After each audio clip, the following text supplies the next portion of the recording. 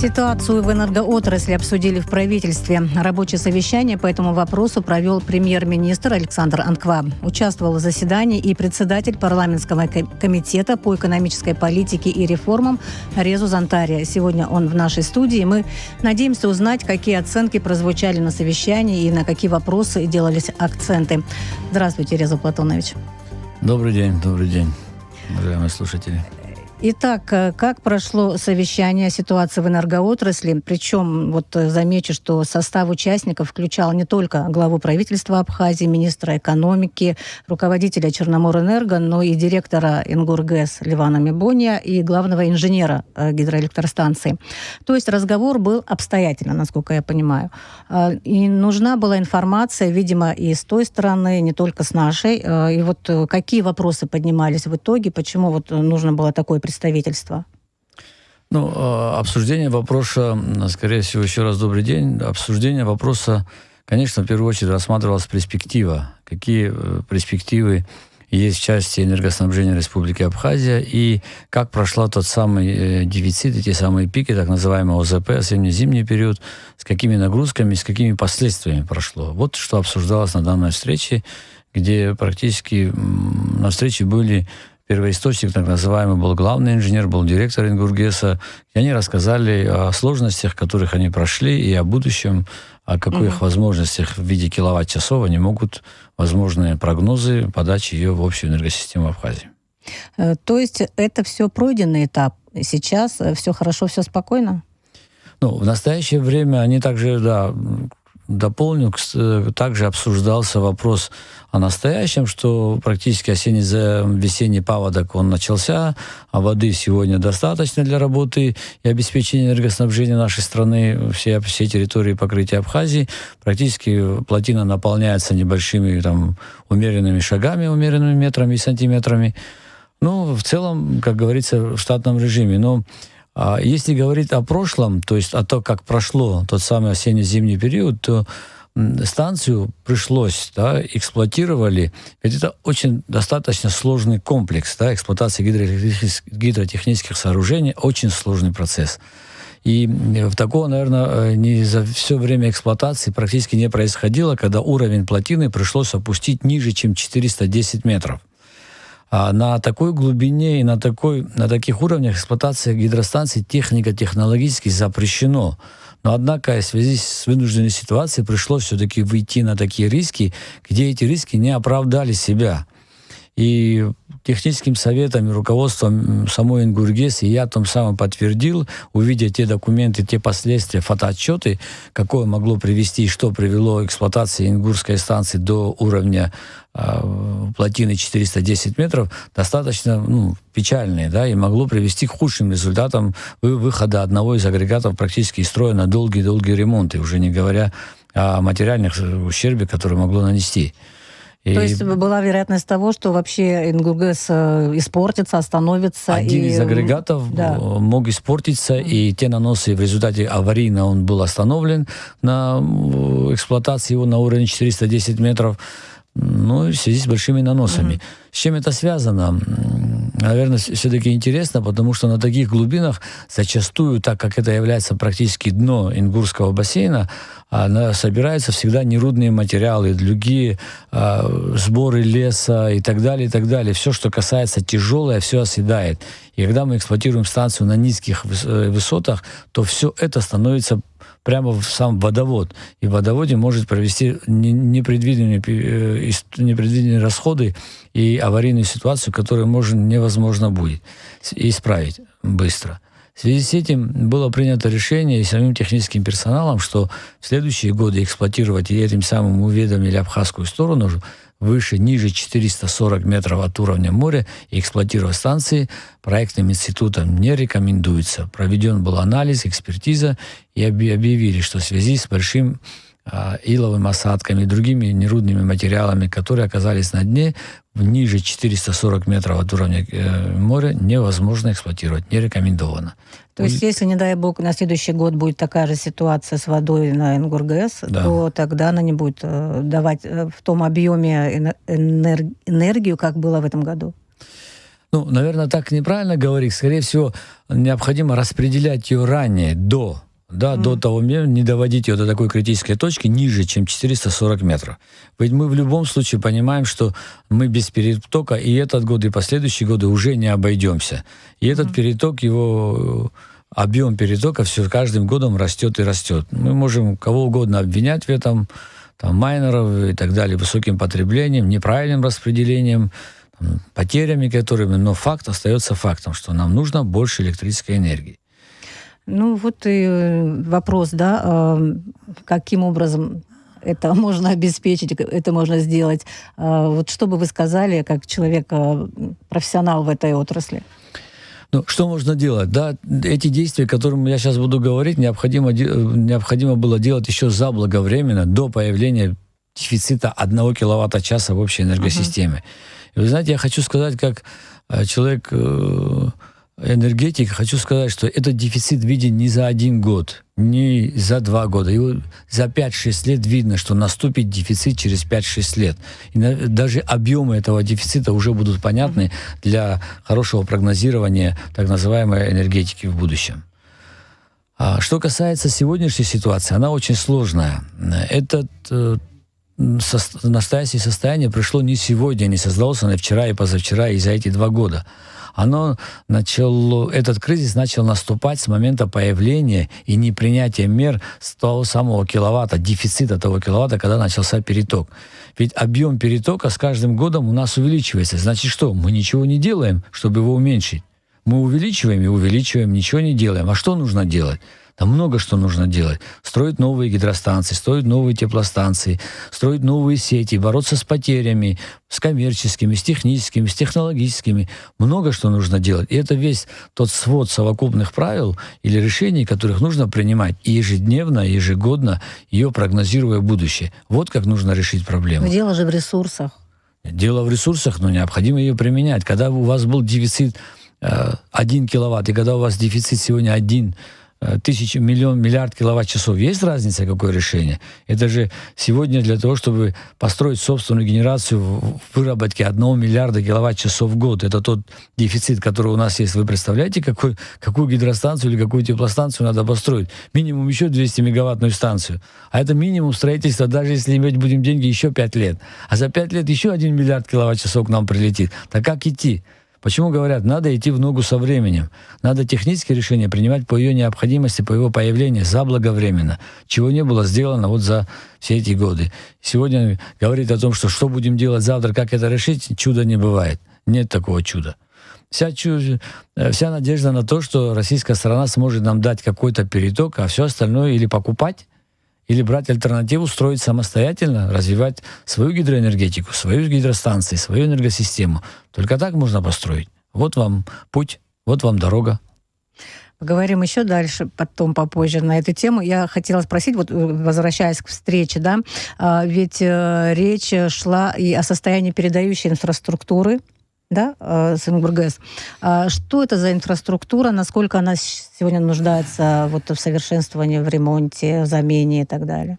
Ну, вся инфраструктура, мы говорим о состоянии всей энергосети, я ее в большей части называю высоковольтные сети, так называемые распределительные сети, если правильно говорить, не энергосистема, а распределительные сети, высоковольтные распределительные сети. Состояние их, конечно, очень тяжелое.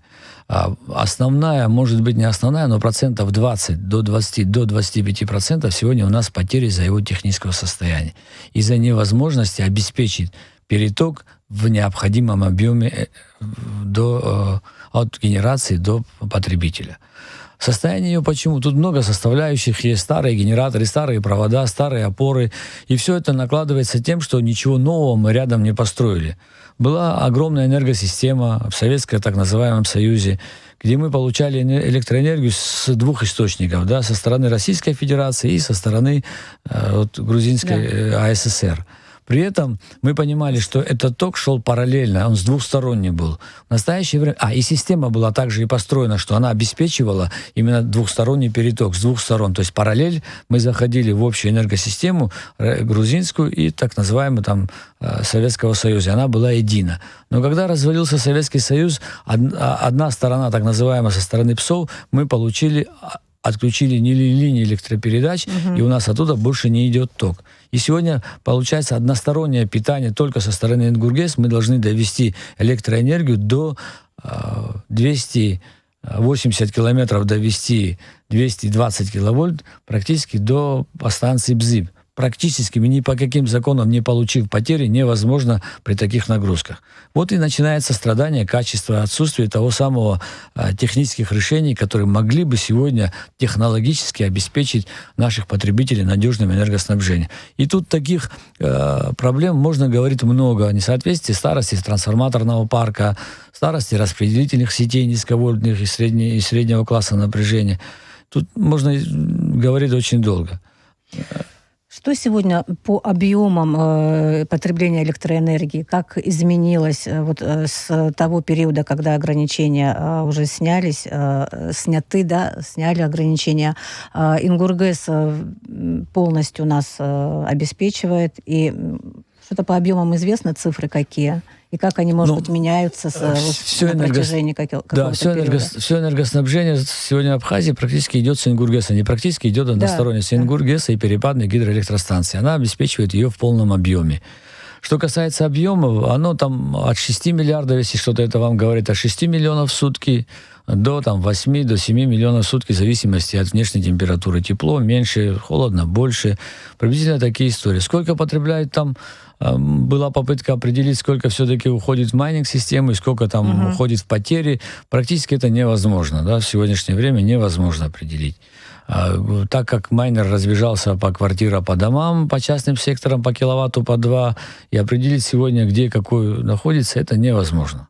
Это практически так локально, может, что-то можно найти, но так масштабно невозможно найти. Это вот абсолютное решение.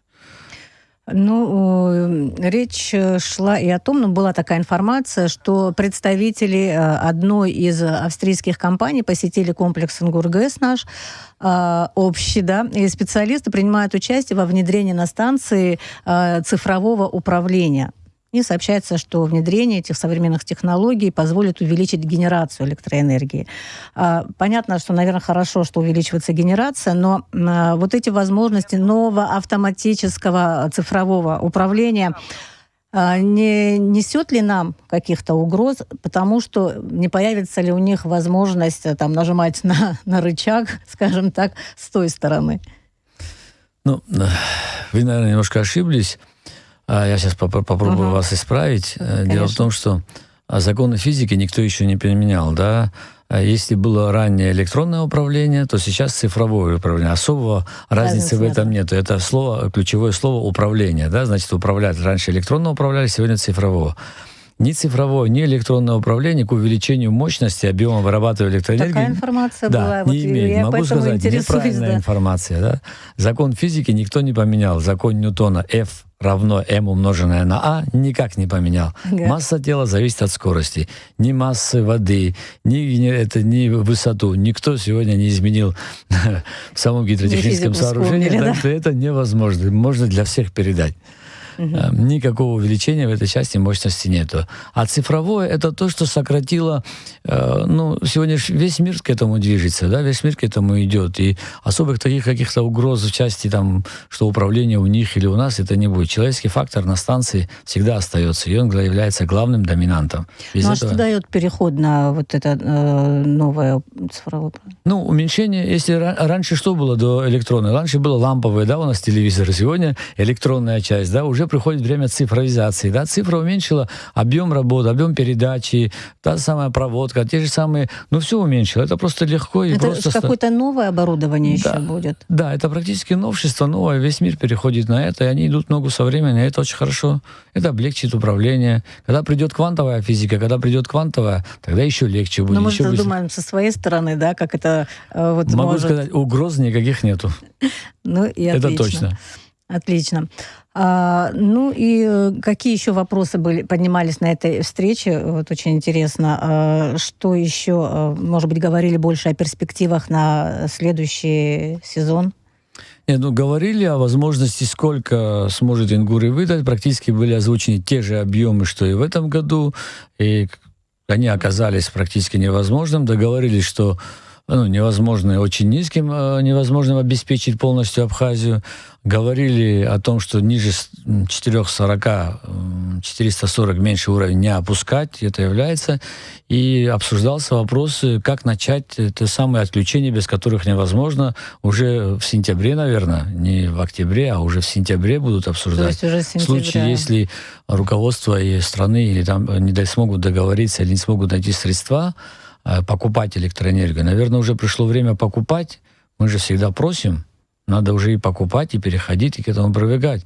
Потому что я считаю, что если уже отойти от темы энергетики, мы говорим, наш потребитель электроэнергии сегодня вырос. У него требования к себе, к потреблению стали другие. Он говорит, дайте мне качественную электроэнергию, я за него готов качественно платить.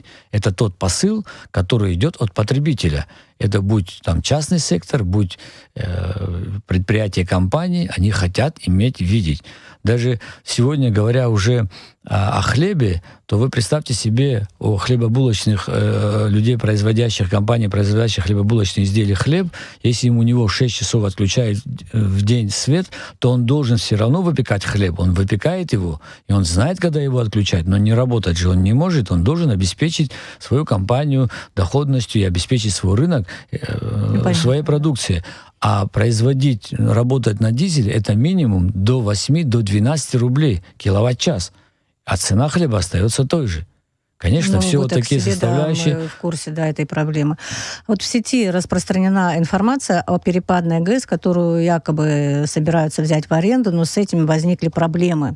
Да? Можете ли вы как-то прокомментировать вот эти вопросы?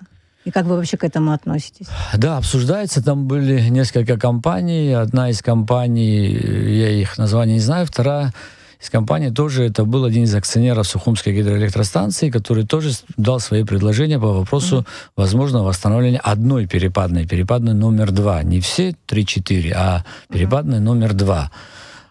Предложил свои условия. Сегодня идет обсуждение в исполнительной власти о передаче ее. Есть какие-то решения, которых я, наверное, пока сейчас не могу говорить, потому что они преждевременные.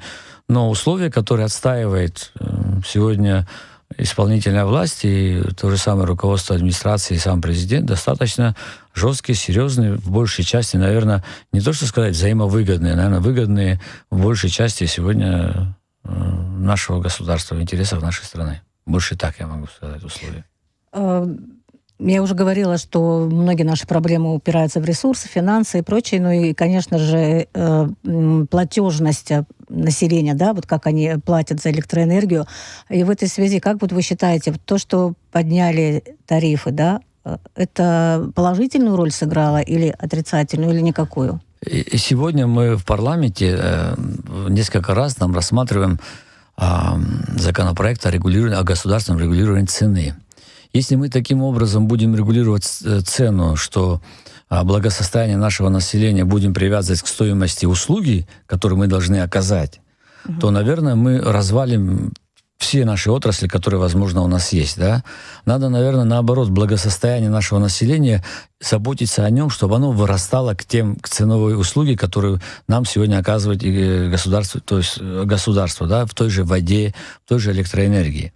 Много или мало сегодня цена электрической энергии? Я не могу сказать, скажу даже больше, наверное, мало, потому что состояние энергетики очень тяжелое, очень слабое, очень нуждается в огромных инвестициях. Но хотя бы речь стоит из той программы, которую я читал, хотя бы стоит вопрос сегодня как-то имеющийся ресурс сохранить, да, и думаю, что он был бы достаточен. Но платят ли все за электроэнергию? И как сегодня, так называемое, есть такое выражение, принуждение к оплате за потребленную электрическую энергию. Работает ли этот механизм? Этот механизм не работает. Тогда нужно ли было поднимать стоимость электроэнергии на такой уровень? Я на этот вопрос вам ответить не могу, потому что не имею информации о собираемости, как там обстоят дела и так далее. Вот это не могу сказать. Но, как я сказал, что цена услуги, оказываемой любой услуги со стороны государства, со стороны бизнеса, должна иметь свою адекватную цену, стоимость, реальные затраты, так называемые. Тогда отрасль, ведомство всегда будет жить и всегда будет работать на должном уровне, согласно требованию рынка. А ваше отношение к введению счетчиков вот тому проекту довольно большому государственному, который, ну, еще не воплощен, но который хотели бы воплотить, и смотрят на него как на панацею, да, такой достаточно хороший, мощный механизм для того, чтобы люди платили, ну и так далее. Что вы думаете об этом? Нет, счетчики это, наверное, носит характер достаточно давней истории, когда это было сделать, необходимо было сделать очень давно. Раз человек получает товар, то его нужно взвешивать, да, это же продукт, взвешивать или в килограммах, или вот в счетчиках в киловаттах в данном случае. И платить, и потреблять товар, не имея ни весов, ни счетчиков, так называемых, это невозможно. Это абсолютно неправильно, это всегда приводит к убытку, да, к серьезным убыткам и дальше уже к аварийной истории. Что касается, насколько быстро это могут сделать, чем быстрее это сделают, тем лучше будет для энергосистемы, для энергохозяйства. Ведь я уже несколько раз говорил, что мы должны четко понять, какой объем товарной продукции в виде электроэнергии нам нужно для обеспечения экономики нашей страны. Какой объем электроэнергии для обеспечения нашего рынка, потребителей нашей страны нужно иметь электрическую энергию. Никто это не считал и не посчитали. Вот когда это будет цифра абсолютная, когда мы к ней подойдем, тогда нужно начинать вот то самое мероприятие делать, шагать в ногу с техническим прогрессом. Все.